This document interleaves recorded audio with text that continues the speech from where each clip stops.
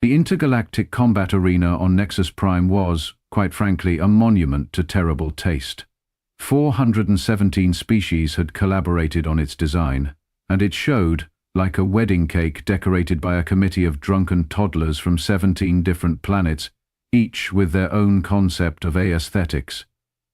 Gold-plated observation decks jutted at anatomically suggestive angles from iridescent purple spires. Gravity-defying water features sprayed liquids that weren't always water into the air, catching light from 7 artificial suns. "Compensation," muttered Lieutenant Commander Morgan Chen of the Terran Diplomatic Corps as she stared up at the monstrosity. "The whole damn thing screams we're trying too hard." Of course, compensation was the name of the game in intergalactic politics. The stronger species overcompensated by being magnanimous to the lesser races.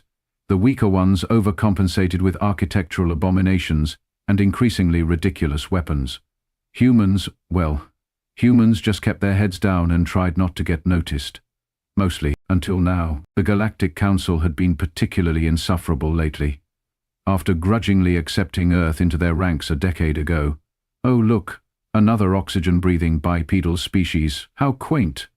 They'd relegated humanity to the political equivalent of the kids' table.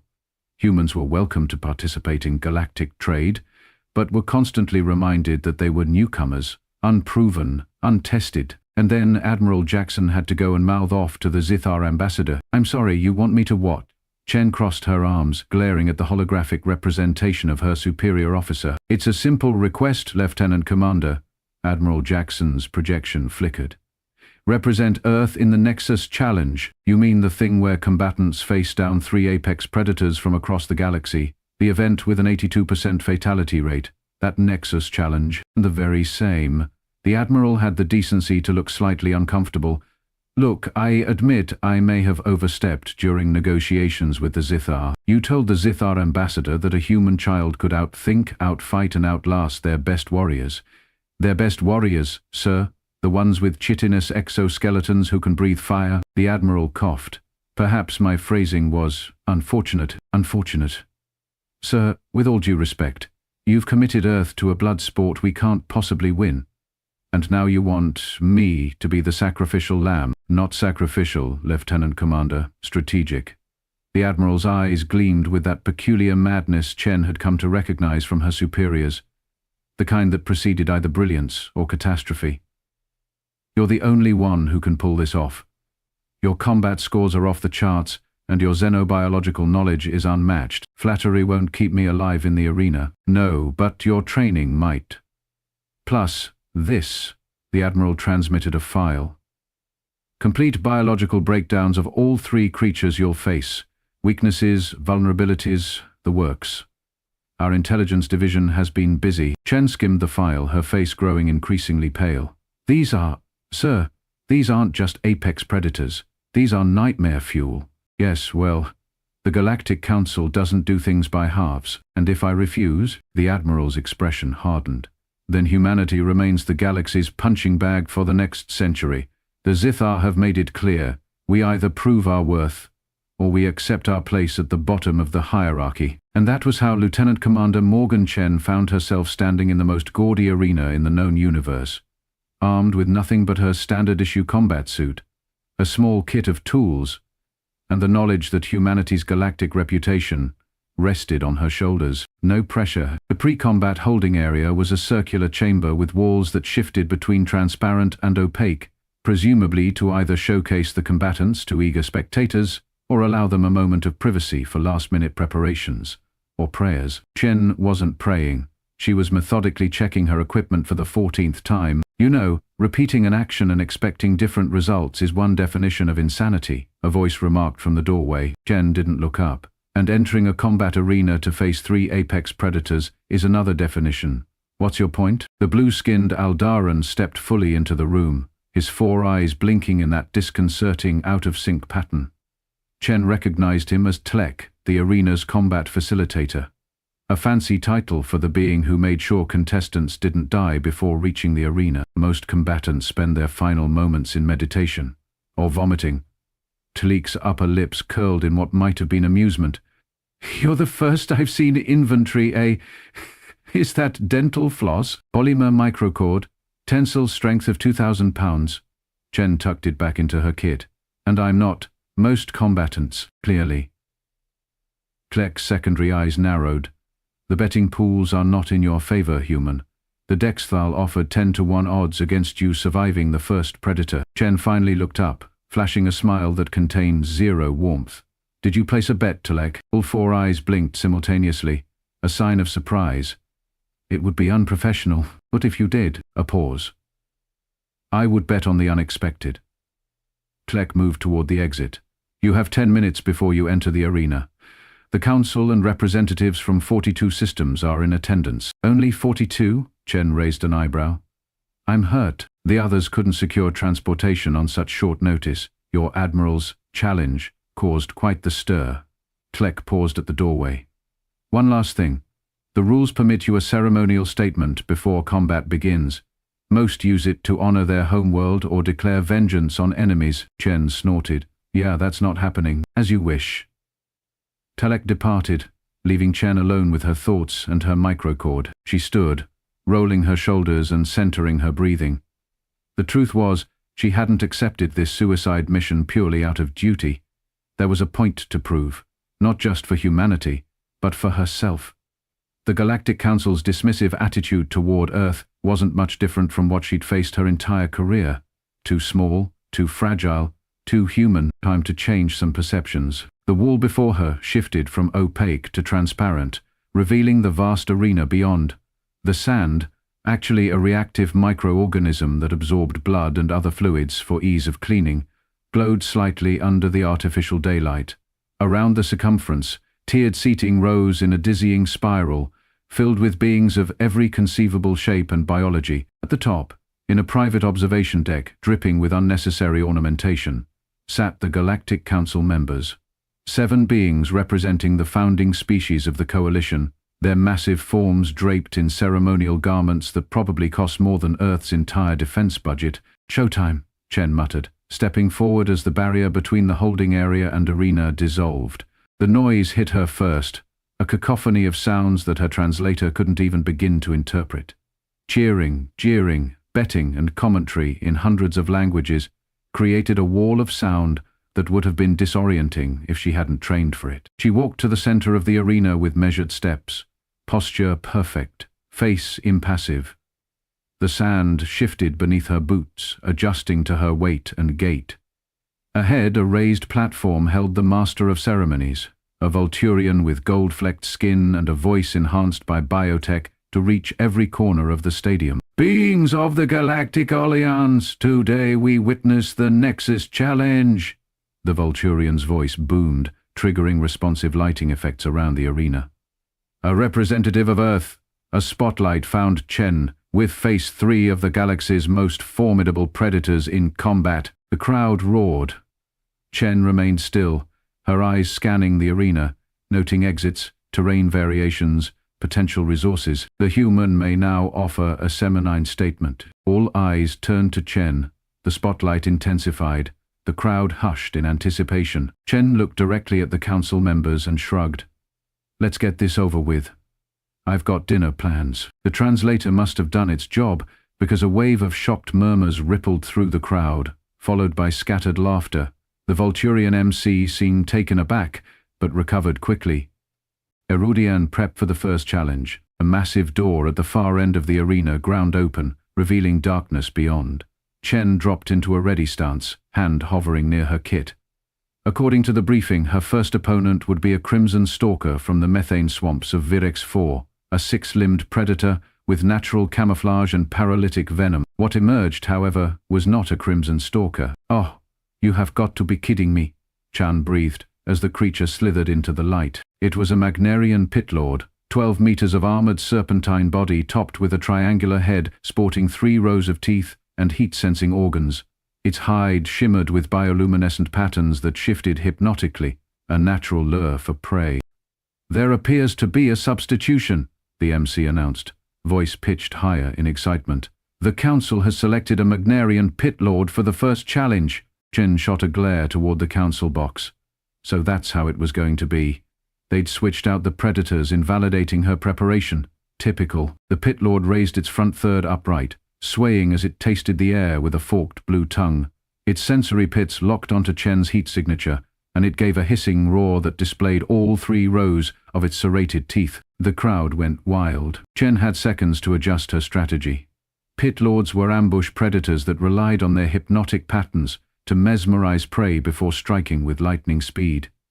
Their only vulnerable points were the sensory pits and a small spot at the base of the skull where the armored plates didn't quite overlap. The creature began its hunting sway, its bioluminescent patterns shifting in a way designed to disorient prey. Chen fixed her gaze on a point just past the creature, using peripheral vision to track its movements without being caught in the hypnotic effect. The pit lord, sensing her resistance, lunged with shocking speed. Chen waited until the last possible moment before diving to the side, rolling through the sand and coming up in a crouch. The massive predator's momentum carried it past her, its armored body scraping against the sand with a sound like metal on concrete. "Is that the best you've got?" Chen taunted, though she knew the creature couldn't understand her. The taunt was for the audience, and for herself. Luminous pit lord coiled, preparing for another strike. Chen used the moment to assess the arena more thoroughly. The seemingly flat surface actually contained subtle variations, small depressions, slightly raised areas, even a few embedded objects that might be useful. When the pit lord struck again, Chen was ready. She dodged once more, but this time she pulled the polymer microcord from her kit as she moved, letting it unravel behind her. The pit lord's forward momentum carried it through the nearly invisible cord. Chen sprinted toward one of the embedded objects she'd spotted, a ceremonial spike used to mark victory in previous contests. With a quick tug, she freed it from the sand and turned to face the predator again. The pit lord was thrashing in confusion, the microcord wrapped around its sensory pits. The creature's natural instinct when encountering resistance was to pull back, which only tightened the cord. Its hypnotic patterns went haywire, flashing in distress. "In Cliff Demon," the MC bellowed. "The human is employing tools." Chen ignored the commentary. The pit lord was temporarily disoriented, but far from defeated. She needed to act while she had the advantage. Gripping the ceremonial spike, she circled the thrashing creature, looking for an opening. When the pit lord reared up to try to dislodge the cord, Chen saw her chance. She darted in beneath the exposed underbelly, the one area not covered by armored plates, and drove the spike upward with all her strength. The pit lord's screech was deafening. It thrashed wildly, nearly catching Chen with its tail before she could retreat. Fluorescent blue blood sprayed from the wound, sizzling when it hit the reactive sand. But Chen wasn't done. While the creature was distracted by pain, she raced toward its head, leapt onto its bucking form, and jammed her fingers into the sensory pits that the cord had exposed. The pit lord went rigid as Chen found the neural clusters and applied pressure in a precise pattern, a technique she'd learned for subduing Earth reptiles, modified for alien physiology. Within moments, the massive predator collapsed. Its nervous system temporarily shut down. The arena fell silent. Chen stepped away from the immobilized creature, breathing hard but otherwise showing no reaction. She turned to face the council box and gave a small, mocking bow. After a stunned pause, the crowd erupted. "The human has defeated the Magnarian pit lord." The MC's voice cracked with excitement. This is unprecedented." Chen used the moment to catch her breath and retrieve her microcord, which was miraculously undamaged. As arena attendants cautiously approached to remove the stunned pit lord, she called out to them, "It's just unconscious. It'll wake up with a headache in about an hour." This information seemed to further shock the attendants, who were clearly accustomed to retrieving corpses, not living creatures. Chen returned to the center of the arena, ignoring the speculative murmurs rippling through the crowd.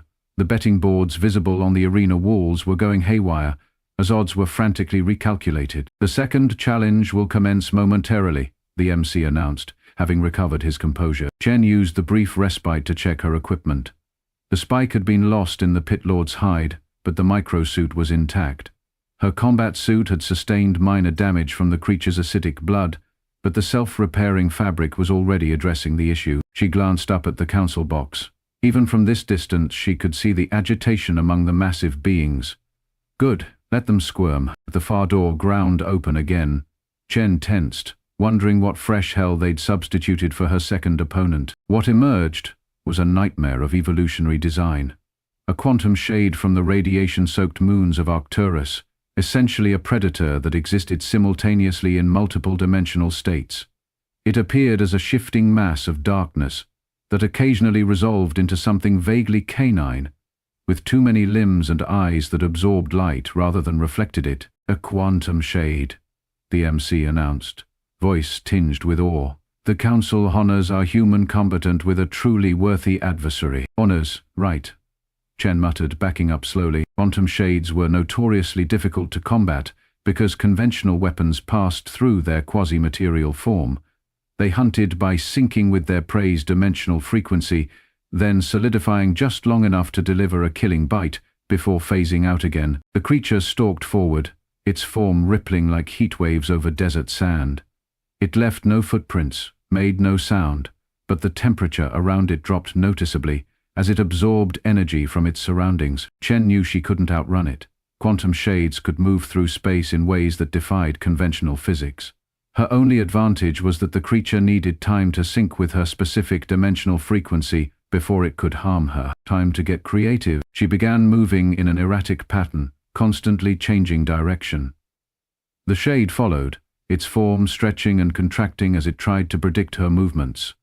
Around them, the crowd had fallen into a hushed silence, many having never seen a quantum shade in person before. Chen reached into her kit and pulled out a small device, a standard-issue emergency beacon that emitted a specific frequency. With quick fingers, she modified it, reversing the signal pattern. The shade lunged, passing through her body with a sensation like being plunged into ice water.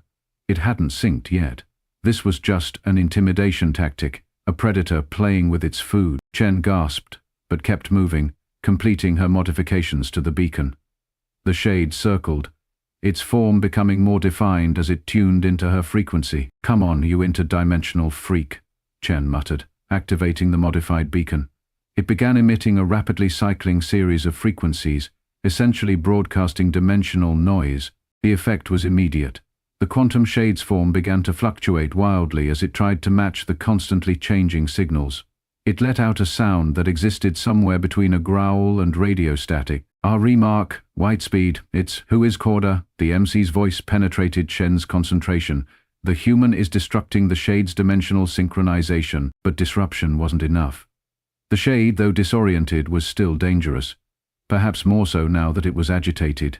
Chen needed to find a way to either trap it or drive it back through the door it had entered from. An idea formed. Risky, potentially suicidal, but with a certain elegant simplicity. Chen deactivated the beacon. Immediately the shade form stabilized as it locked onto her frequency again. It charged, its multiple limbs resolving into terrifying clarity as it prepared to materialize fully for a killing strike. At the last possible second, Chen reactivated the beacon at maximum output and hurled it directly at the charging predator. The result exceeded even her expectations.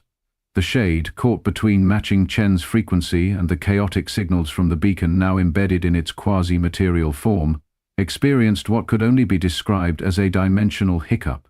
Its form contracted violently, then expanded in a silent explosion of dark energy. When the distortion cleared, the shade was gone. Or rather, it had been forcibly dispersed into multiple dimensional states, unable to reconstitute itself. The arena erupted in pandemonium. Species that communicated via light patterns flashed so intensely that sections of the audience seemed to be on fire. Sound-based communicators created a deafening wall of noise. Even the normally stoic council members were visibly agitated, their massive forms shifting in what might have been concern. "The human has, the quantum shade is, this is unprecedented?" The MC seemed at a loss for words, a first in arena history. Chen remained in a defensive stance, scanning the arena for any signs that the shade might rematerialize. After a full minute, she allowed herself to relax slightly. The dimensional disruption had worked. The predator was either destroyed or so thoroughly scattered across realities that it would take centuries to reform. She turned toward the council box again, this time not bothering with a bow. Instead, she pointed directly at them, a clear message. 2 down, 1 to go. The crowd, sensing the challenge in the gesture, went berserk. The betting boards were now showing odds that made no mathematical sense as the algorithms tried to account for the impossible events they were registering. Chen took advantage of the chaos to assess her situation. The encounter with the shade had left her physically untouched, but drained. The cold passage of the creature through her body had sapped her energy, and the adrenaline crash was imminent. She had lost her emergency beacon, and the microcord, while still functional, had limited utility against the right opponent, and she had a sinking feeling she knew exactly what that opponent would be. The arena lights dimmed suddenly, plunging the vast space into twilight. A different door, larger, reinforced with energy fields, began to iris open. The crowd fell silent once more, but this silence held a different quality. Not anticipation, but dread. The final challenge. The MC's voice had lost its bombastic quality, replaced by something approaching reverence. The council presence. The Void Walker. A collective gasp rippled through the audience. Even Chen, with all her preparation, felt a chill run down her spine. Void Walkers were not just apex predators. They were apex predators that preyed on other apex predators. Originating from a rogue planet that drifted in the dark space between galaxies, they had evolved to hunt in absolute darkness, feeding on energy itself as much as physical matter. The creature that emerged was darkness given form. Not the shifting, uncertain darkness of the quantum shade, but something more fundamental. A negation of light so complete that it appeared as a whole in reality. Its rough shape suggested something vaguely insectoid, with too many segments and appendages that moved with unsettling precision. Where a head might be, only a cluster of sensory organs that resembled dripping obsidian could be discerned. "Well, that's just great," Chen breathed, falling back into a defensive posture. The Voidwalker paused at the edge of the arena, its sensory cluster rotating as it surveyed its surroundings. Unlike the previous predators, it showed no immediate aggression. It was calculating, patient, a hunter accustomed to pursuing prey across the empty gulfs between stars. Chen knew she couldn't outfight this creature. Its exoskeleton, evolved to withstand the pressures of deep space, was virtually impenetrable. Its senses could detect the faintest energy signatures across vast distances, and most problematically, it fed on fear as much as flesh, using psychic abilities to paralyze prey with terror before consuming them alive. Her only chance was to outthink it. The Voidwalker began to move, its multiple legs making no sound as they touched the arena sand. It was circling, testing the air with sensory appendages, building a complete picture of its environment before committing to an attack. Chen forced herself to control her breathing and heart rate. Fear was sustenance to this creature. Panic would only make it stronger. Instead, she focused on what she knew about Voidwalker physiology from the briefing files. One critical weakness. Having evolved in the darkness between stars, Voidwalkers were hypersensitive to certain frequencies of light. Not standard illumination, but specific wavelengths that matched the radiation signature of their home planet's distant sun. Unfortunately, Chen had no way to produce such light. Unless, she glanced around the arena, noting the ornate lighting fixtures that bathed the space in artificial daylight. If she could reach the control systems, maybe modify the output. The Voidwalker lunged without warning, crossing half the arena in a heartbeat. Chen threw herself sideways, rolling across the sand as one razor-sharp appendage sliced through the space she'd occupied a millisecond earlier. The crowd's shocked screams barely registered as Chen scrambled to her feet and sprinted toward the arena wall. The Voidwalker pursued, its movements now a blur of lethal precision. Chen reached the wall and began climbing, her fingers finding purchase on the decorative protrusions that adorned the lower sections. The Voidwalker followed, scaling the vertical surface with terrifying ease. "The human fleet," the Voidwalker pursues. The MC's commentary was unnecessary but seemed to comfort the audience, giving structure to the chaos unfolding before them. Chen wasn't fleeing. At least, not in the way they thought. 20 meters up the wall was a maintenance hatch that led to the arena's systems control area. If she could reach it, a sharp appendage sliced through her boot, missing flesh but sending a jolt of fear through her body. The Voidwalker sensed the emotion and surged upward, feeding on her momentary weakness. Chen pushed off from the wall in a desperate gambit, launching herself toward one of the decorative light fixtures protruding from the arena's inner ring. She caught it with both hands, her momentum swinging her in an arc that carried her toward the maintenance hatch. The Voidwalker, momentarily confused by her change in trajectory, hesitated. That split-second delay was all Chen needed to reach the hatch, wrench it open, and tumble inside the narrow service tunnel beyond. Darkness enveloped her as the hatch sealed automatically behind her. Emergency lighting strips along the floor provided minimal illumination. not that it would help against a creature that hunted in interstellar void. Chen moved quickly through the tunnel, following the routing diagrams embedded in the walls. The arena's central control hub should be 30 meters ahead, assuming this section matched standard galactic construction protocols. Behind her, metal shrieked as the maintenance hatch was torn from its moorings. The Void Walker had followed, its bulk somehow compressing to fit the narrow confines of the service tunnel. Chen reached the control hub, a cramped chamber filled with holographic interfaces and physical backup systems. She lunged for the lighting controls, her fingers flying across the unfamiliar symbols as she attempted to recalibrate the arena's illumination system. The Voidwalker's presence filled the tunnel behind her, darkness flowing like liquid toward the control hub. Chen could feel its hunger as a pressure against her mind, the psychic assault beginning as it closed in for the kill. With a final gesture, she activated the modified lighting sequence just as the creature reached the hub's entrance. Nothing happened. The Voidwalker's sensory cluster regarded her almost curiously as it prepared to strike. Chen backed against the control panel, out of options, out of time. Then the arena exploded with light. The system recalibration had taken effect, not in the service tunnels, but in the arena itself. Through the monitoring screens, Chen could see the entire space bathed in a specific frequency of radiation that replicated the Voidwalker's home sun. The creature spasmed, its exoskeleton vibrating at a frequency that made Chen's teeth ache. It retreated from the hub entrance, its movements no longer smooth but jerky and uncoordinated. Chen seized the opportunity. She lunged past the disoriented predator, ducking under flailing appendages, and sprinted back down the surface tunnel. Behind her, the Voidwalker recovered enough to follow, but its movements remained impaired. Reaching the torncoat hatch, Chen dove back into the arena proper, tucking into a roll that brought her to her feet in the center of the sand. The modified light bathed everything in a sickly greenish-purple glow that had half the audience covering their visual organs in discomfort. The Voidwalker emerged from the hatch, its exoskeleton now visibly vibrating under the specific radiation. It dropped to the arena floor with less than its usual grace, sensory cluster twitching as it tried to adjust to the debilitating light. Chen stood her ground as the creature charged, its movements powerful but predictable now that it was disorientated.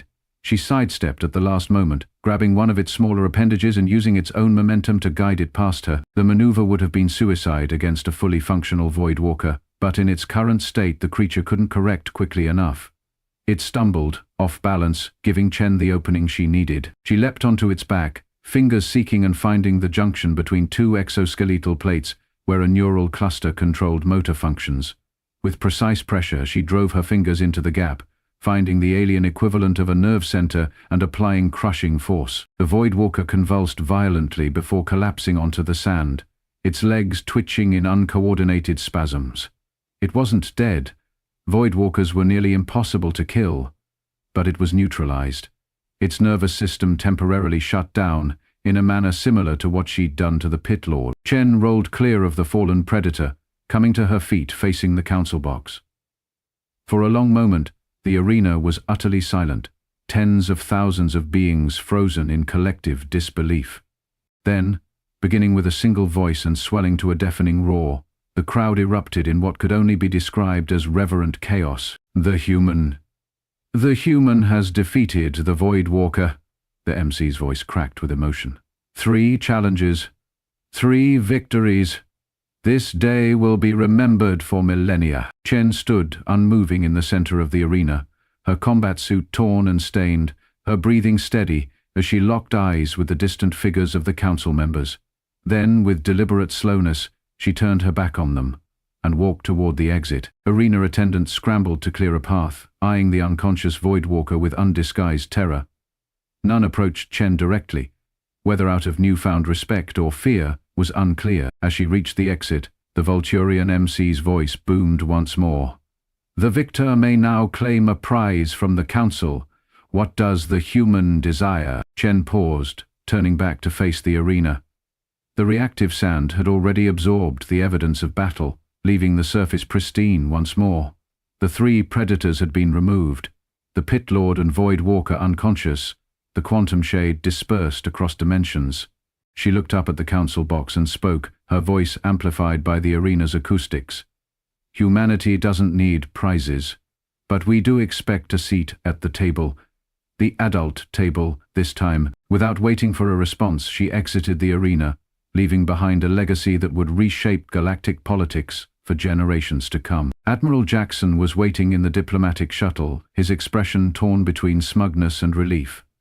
"I knew you could do it." Chen collapsed into a seat, finally allowing her exhaustion to show. "No, you didn't. You threw me to the wolves and got lucky." "Not luck. Strategy." The Admiral's grin was insufferable. "The Council has already sent a formal invitation for Earth to join the Security Committee. That's 200 years ahead of schedule." "Wonderful." Chen closed her eyes. "Wake me when we reach Earth. I have dinner plans." "About that." Jackson cleared his throat. "The Zithar ambassador has requested your presence at a state dinner tonight. Apparently you've become something of a celebrity." Chen cracked one eye open. "Tell them I defeated 3 apex predators today and I'm tired.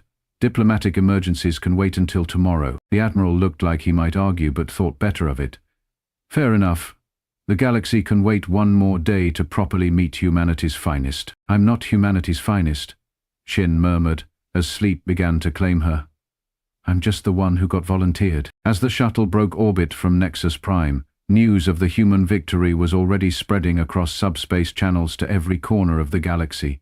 Species that had never heard of Earth were suddenly eager to learn about this world that produced beings capable of defeating the most dangerous predators in known space. In the arena below, technicians worked to repair the damage to the maintenance tunnels, while specialists cautiously monitored the recovering Voidwalker in its containment chamber. None noticed the small, innocuous Earth device left behind in the control hub, a standard-issue data collector that had copied the arena's complete technical specifications, while Chen was frantically recalibrating the lighting systems, information that would prove quite useful for the dozen other human diplomatic representatives already embedded throughout galactic institutions. After all, humanity hadn't survived on Earth, a planet that many Council species referred to as Death World, by being anything less than apex predators themselves. The Galactic Council had just discovered that the hard way, and Lieutenant Commander Morgan Chen, finally giving in to exhaustion as the shuttle accelerated to FTL speeds,